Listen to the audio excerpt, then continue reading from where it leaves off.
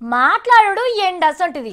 అదే ఉత్త ఉండుడైతే అందరికీ బంగారం అసంటిది.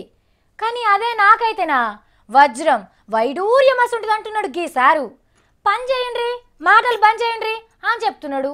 మనమోటి మాట్లాడితే విష్ణుమాయ లెక్క పేపర్లకెక్కి టీవీలకెక్కి ఇంకోటి అవుతుందని పరేషాన్ అవుతున్నాడు పాపం గీ సారు. కేజ్రీవాల్ సారు పెద్ద సీపురు అందుకొని ఢిల్లీలో పార్టీలన్నిటినీ సాఫ్ చేసి చక్కగా ముఖ్యమంత్రి సీట్ ఎక్కిండు కదా.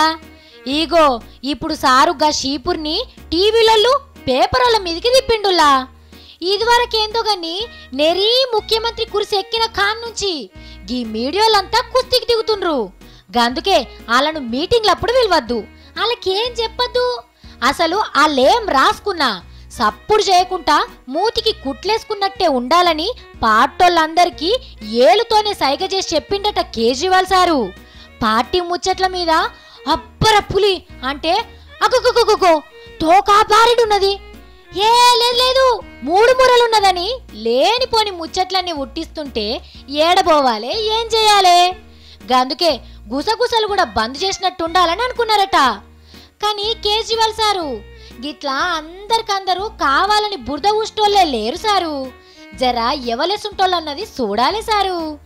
అయినా గా ఎలక్షన్లకు ముందుగాల అసలు మీ పార్టీ అస్సలకే గెలవది, తక్కువ సీట్లే వస్తాయని ఎన్ని టీవీలు ఎన్ని పేపర్లు చెప్పలేదు.